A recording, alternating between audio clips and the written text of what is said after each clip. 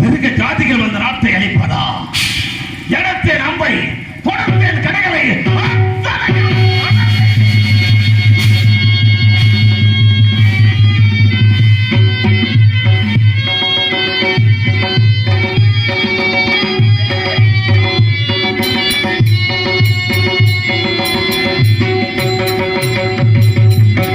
மிருகங்களை வதை செய்த பொழுது இறுதியாக ஒரு பன்றியின் மீது பாலத்தை தொடக்கின்ற பொழுது விஸ்வாமித்திர மகாமுனிவர்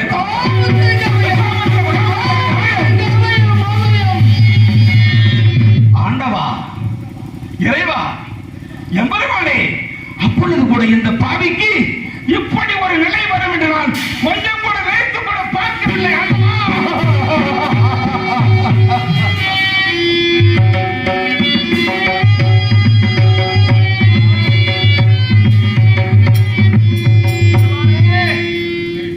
அத்தனையை முடித்துவிட்டு வீட்டில் வந்தேன். அரண்மனையிலே 2 பெண்கள் வந்திருக்கிறார்கள் தெரிவித்தார்கள். நாகலோக நாகக்கண்ணி, தெய்வலோக தெய்வக்கண்ணி என்ற 2 மாதங்கள் வந்திருக்கிறார்கள் என்று தெரிவித்தார்கள். நடக்கட்டும் உங்களுடைய ஆடல் பாடல் என்று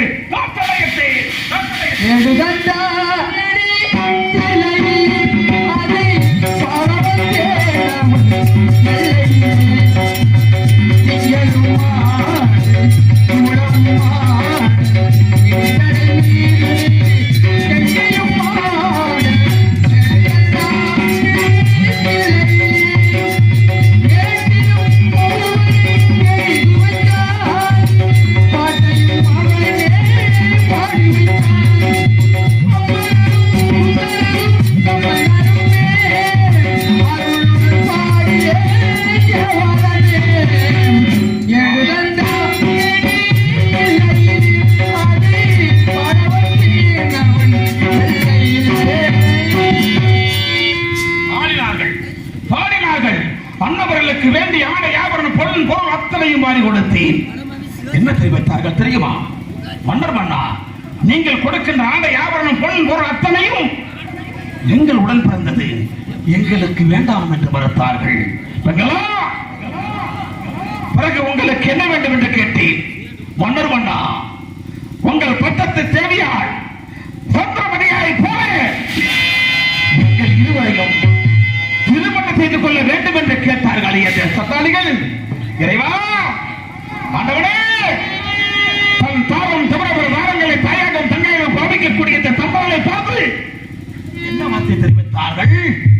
எங்கள் இருவரையும் திருமணம் செய்து கொள்ள வேண்டும் என்று கேட்டார்களே, அந்த பாவி சண்டாளிகள்.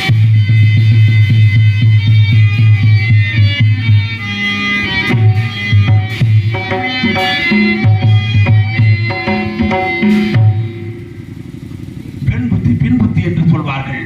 பெண்களா, உங்களை மன்னித்தேன், மரியாதையாக சென்று விடுங்கள் என்று தெரிவித்தேன். விடவில்லை. பொன்னொரு மாலை கேட்டார்கள், மணமாலை கேட்டார்கள், கொலை கேட்டார்கள். இறுதியாக என்ன தெரிவித்தார்கள் தெரியுமா? அத்தனையும் கொடுத்ததாக என்னுடைய நாள் ஒரு பொய்யான வார்த்தை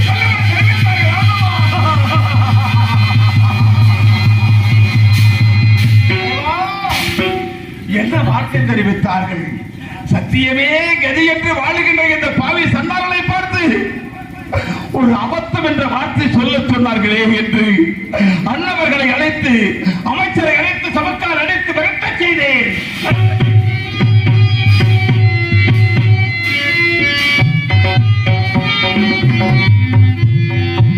அரண்மனைகளை வீட்டிருக்கின்ற வேளைகளில் விஸ்வாமித்திர மகாமுனிவர் ஓடி வந்து என்னுடைய பாதத்தால், அவருடைய பாதத்தால் என்னுடைய மயமாகத்தை உரைத்து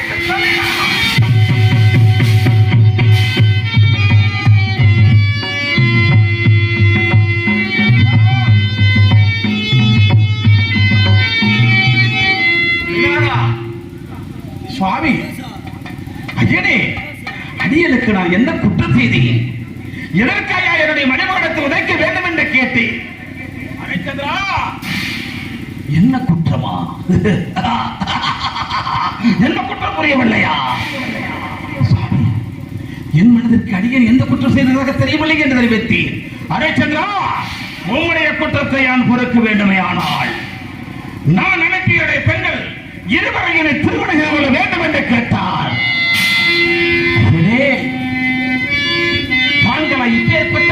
இருப்பது? என்னை பற்றி தாங்களுக்கு தெரியாததா? தன் தாரம் தவிர பாரங்களை எல்லாம் தாயகம் தங்கையகம் பாவிக்கக்கூடிய என்னை பார்த்து தாங்கள் இப்பேற்பட்ட வார்த்தையை தெரிவிக்கலாமா ஐயனே என்று சொல்லி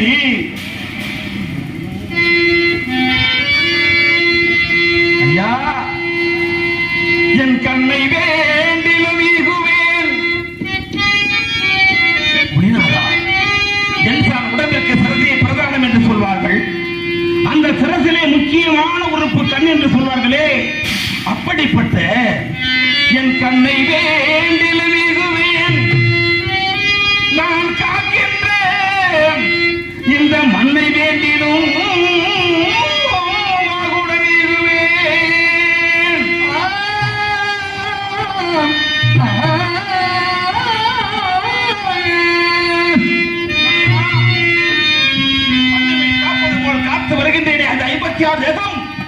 அப்படிப்பட்ட நான் காக்கின்றேன் இந்த மண்ணை வேண்டிலும்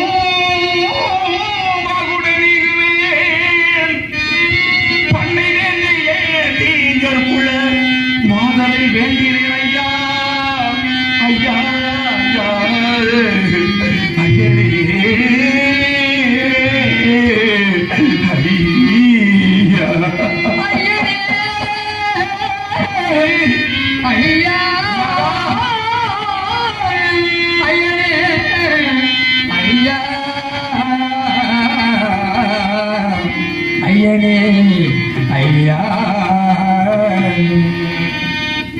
நாடு நகரம் 56 தேசம் இருக்கிறதா? அந்த நாடு நகரத்தை யாருக்கு வேண்டுமானாலும் தாரை பார்த்து கொடுப்பேன். ஆனால் அந்த ஈன மாதர்களை நான் உலகோடு வணக்க மாட்டேன் என்று தெரிவித்தேன். ஹரிச்சந்திரா, அப்படியானால் உனது நாடு நகரம் 56 தேசத்தையும் எனக்கே தாரை பார்த்து கொடு என்று கேட்டான். ஐயனே, நான் ஊமையாக சொன்ன வார்த்தையை தாங்கள் உண்மை என கருதி நாடு நகரம் 56 தேசத்தை தாரை பார்த்து கேட்கின்றீர்கள். இதோ தருகிறேன் என்று தெரிவித்து அருமை மனையாளை அழைத்து ஆசை வகனை அழைத்தேன். ஆரிய நண்பன் சத்தியகீர்த்தி அழைத்து 55 தேசத்துள்ள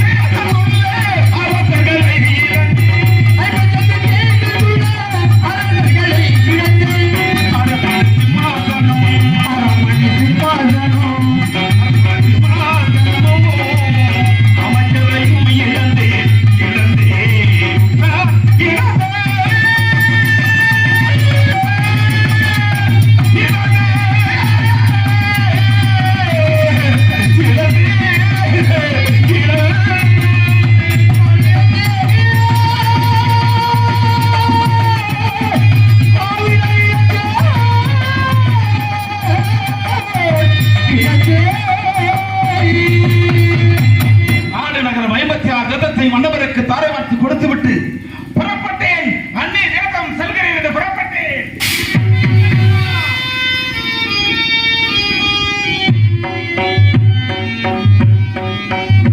ஹரிச்சந்திரா, எங்கே செல்கிறாய்? ஐயனே, நாடு நகரம் 56 தேசத்தையும் தங்களுக்கு தாரை வார்த்து கொடுத்து விட்டேனவா?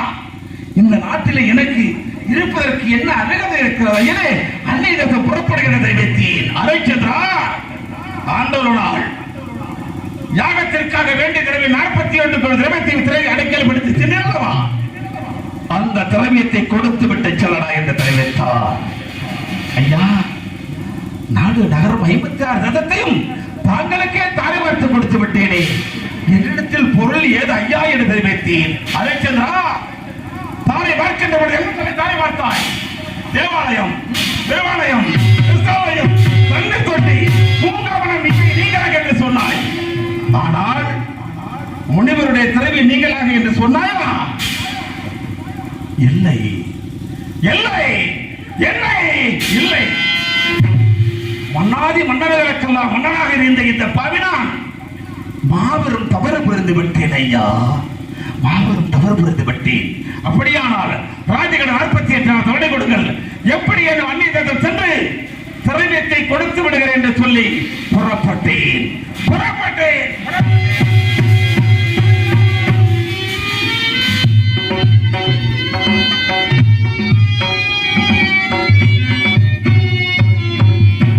ஐயா, ஏன் ஐயா மீண்டும் அழைக்கிறேன் என்று தெரிவித்தேன். அரைச்சந்திரா, நாடு நகரம் 56 ரதத்தை எனக்கு தாய் வைத்து கொடுத்து விட்டாய் அல்லவா?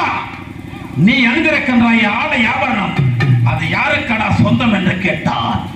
ஐயனே, அந்த ஆடை ஆபரணங்கள் அத்தனையும் தாங்களுக்குத்தான் என்று சொன்னேன். அன்னவர் என்ன தெரிவித்தார் தெரியுமா? உன்னுடைய ஆடை ஆபரணங்களை எல்லாம் கலட்டி கொடுத்து விட்டு நான் அழைக்கின்றேன். காவி உடை, இதை அணிந்து கொண்டு செல்லடா என்று சொன்னார். இறைவா, தந்தை வஸ்திரம் இழந்தேன், காவி வஸ்திரம் புனைந்தேன்.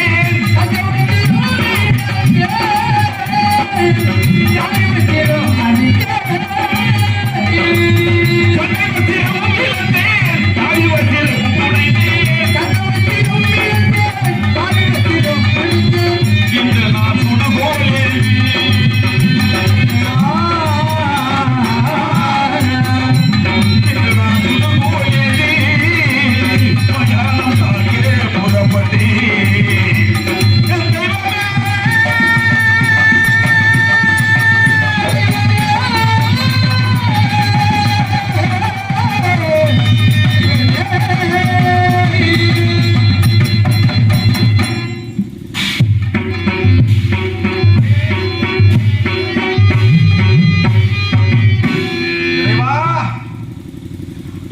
தேசம் புறப்படுகிறது சொல்லி என் ஆசை மனையாளை அழைத்தேன், என் அருமை மகனை அழைத்தேன்.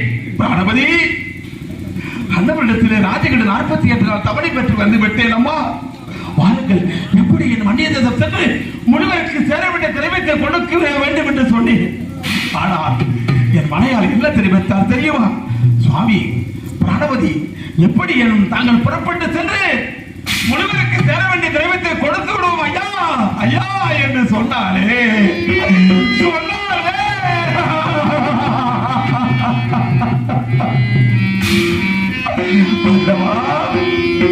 அருமை மலையாளையும் ஆசை மகனையும் அழைத்துக் கொண்டு புறப்பட்டேன். என் மலையாள் என்ன தெரிவித்தால் தெரியுமா? கணபதி, இந்த கல்லிலும் உள்ளிலும் என்னால் நடக்க முடியவில்லை ஐயா. இந்த பாரத்தால் ஒரு அடிகுறை எடுத்து வைக்க முடியவில்லை ஐயா.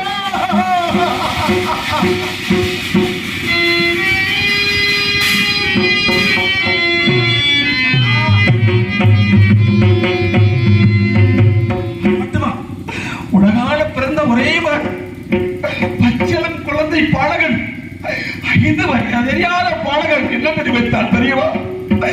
தந்தையே,